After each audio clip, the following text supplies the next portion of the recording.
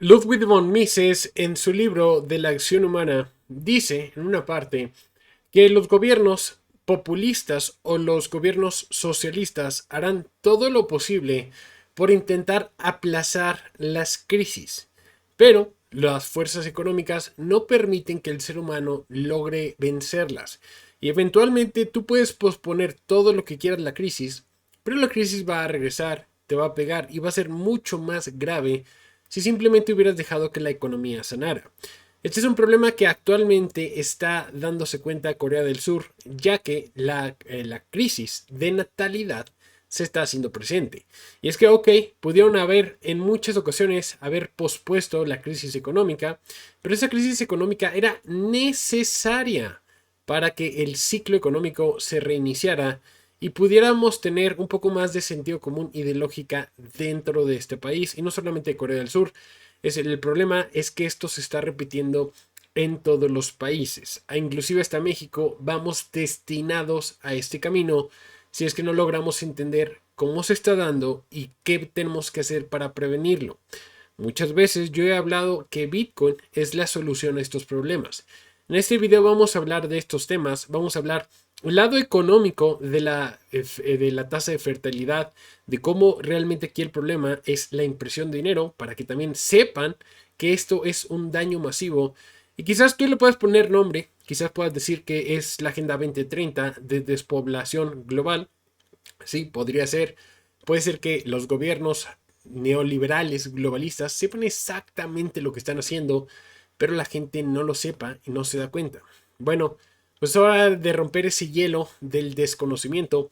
Así que en este video vamos a explicar, les voy a enseñar lo que está pasando en Corea del Sur y les voy a explicar por qué tiene más sentido que sea algo que se está haciendo de manera voluntaria y cómo podemos prevenirlos el resto de humanos que queremos que siga existiendo la civilización humana en esta tierra. Así que sin más, los veo después de la intro.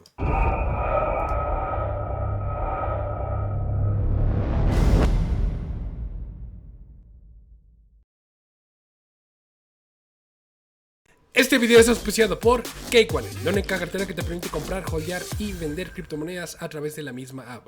Descárgala ya en tu dispositivo preferido. Y bueno, vámonos de pura entrada a ver la nota. Y es que Corea del Sur acaba de registrar la tasa de fecundidad o fertilidad más baja del mundo.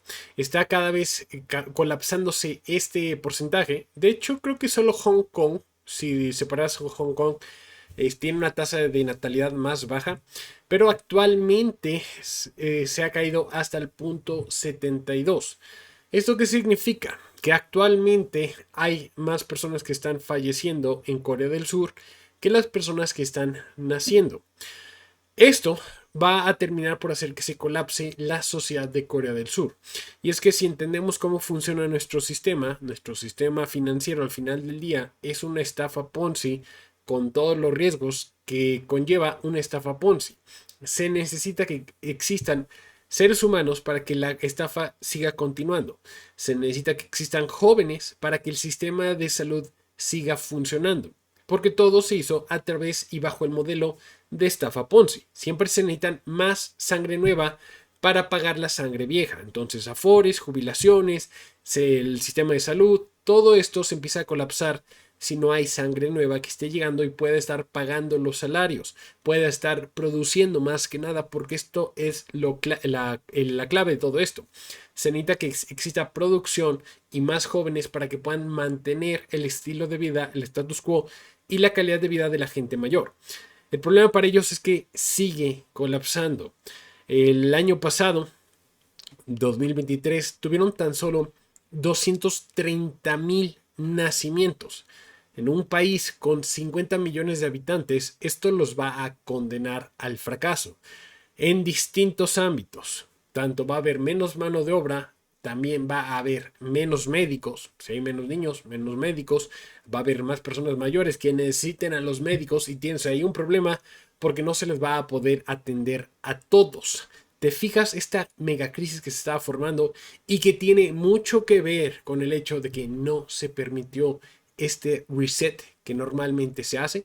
En un ciclo normal económico existe algo que se llama boom and bust, o el crecimiento y el desplome. Es exactamente lo más normal del mundo.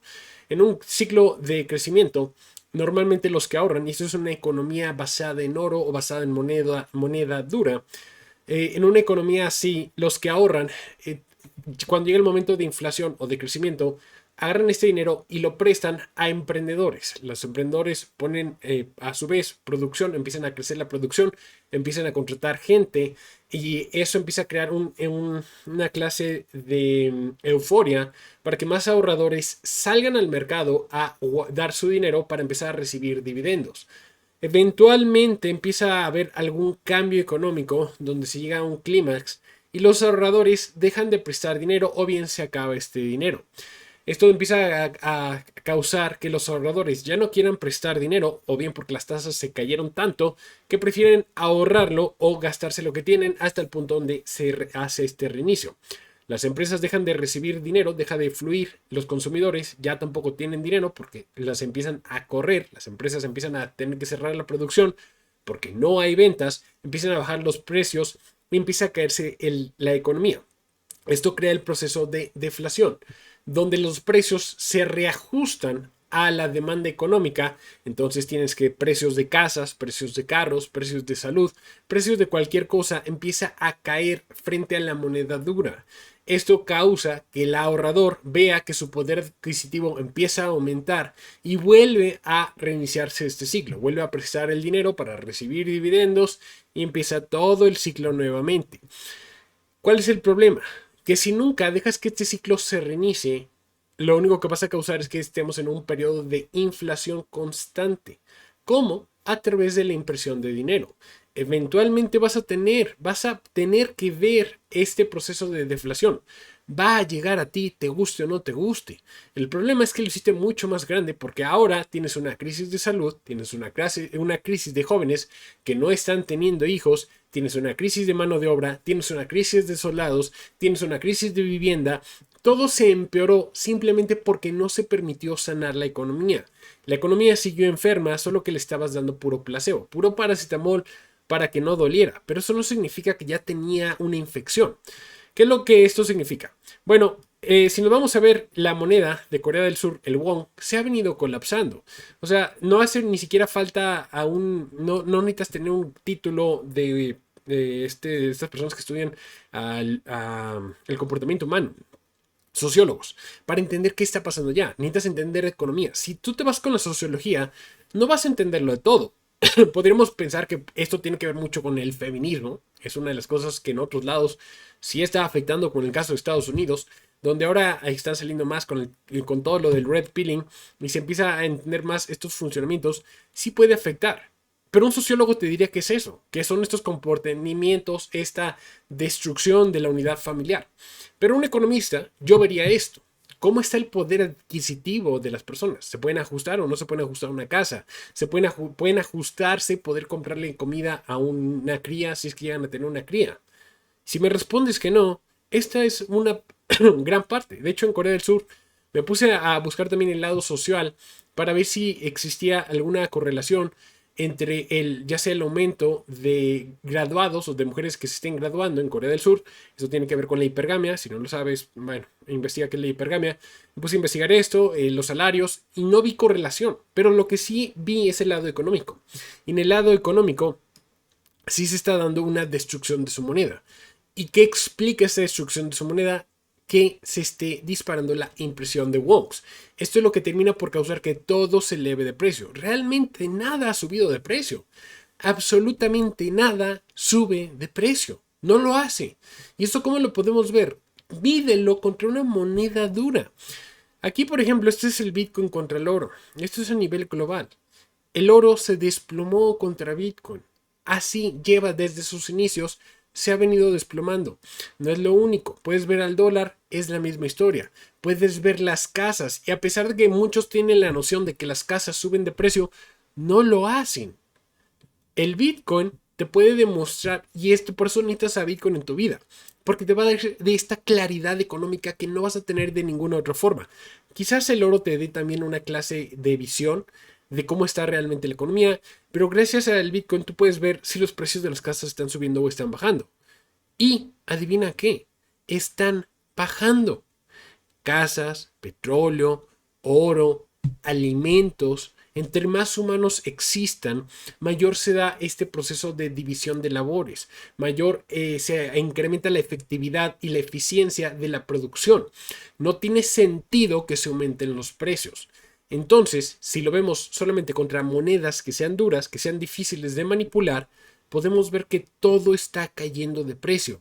Aaron, entonces explícanos por qué se están subiendo los precios de las cosas. Por el hecho de que se está imprimiendo dinero, porque es exactamente la misma historia entre todos los países neoliberales o todos los países keynesianos. Todos los que siguen el modelo económico de John Keynes siguen el mismo patrón. Y adivina qué, en todos estos países se está dando exactamente el mismo fenómeno, donde las familias, las personas, los humanos, no están teniendo hijos, no se están reproduciendo y ve nada más el grave problema de imprimir dinero. Cuando ellos creen que van a salvar, pues posiblemente solo salvan su popularidad, estos políticos, sí, la llegan a salvar momentáneamente, pero ¿a costa de qué? De que la humanidad empiece a sellar su destino para irse al fracaso. Si entendemos el concepto de Bitcoin como una moneda para salvarlo, imagínate estas personas que hubieran tenido Bitcoin, que ahorita se podrían conseguir una casa. No tendrían problema, les saldría más barato. Por eso yo les insto, oye, tú eres un joven universitario, aprende mejor de Bitcoin, empieza a ahorrar en Bitcoin, empieza a guardar Bitcoin y para cuando llegue el momento donde quieres comprarte una casa, posiblemente ya te la puedas ajustar. Porque para el punto de vista de Bitcoin, todo se cae de precio.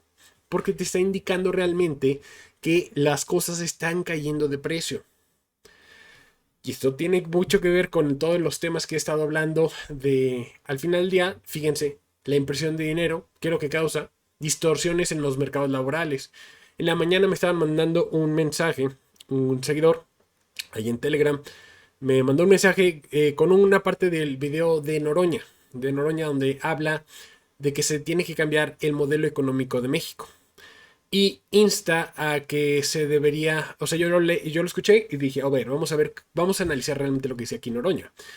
Y Noroña termina por decir que tiene un pensamiento demasiado marxista donde se cree que el trabajador es explotado por el patrón. Esto es marxismo, es mentalidad de víctima. El patrón debería de entregar más las ganancias a los trabajadores para bajar la desigualdad. Y yo dije, ¿por qué no nos vamos directamente al problema de raíz? ¿Cuál es el problema de raíz? La impresión de dinero. No se necesita un salario mínimo, no se necesita que el gobierno te diga que tienes que trabajar 40 horas máximo, o 48, o 50, o 30, o 10. No necesitas eso, necesitas tú decidirlo. Necesitas tú decidir por cuánto trabajas. Y eso lo dice el mercado siempre y cuando no exista una intervención. En este caso, la intervención es el Banco Central. O sea, al final del día, si no existiera el Banco Central de México, si no estuviera imprimiendo pesos, tampoco existiría un salario mínimo, no habría necesidad. Y te explico, eso nos convendría. Imagínate que te pagaran por poder adquisitivo. Este es un ejemplo que ya he dado en otros momentos, pero hay que entender este tipo de cosas. Yo quiero que aquí la gente, esto sería mi ideal, que la gente empiece a tener un pensamiento económico de las cosas. Sí, déjame quito esto para que no esté ahí eso. Si te pagaran al día, imagínate que te pagan al día, voy a decirlo así, una moneda, vamos a decirle que son 10 pesos, pero en este mundo ideal que yo me estoy imaginando, no existe el Banco Central, entonces no pueden aumentar la base monetaria por gusto, por políticas, por nada.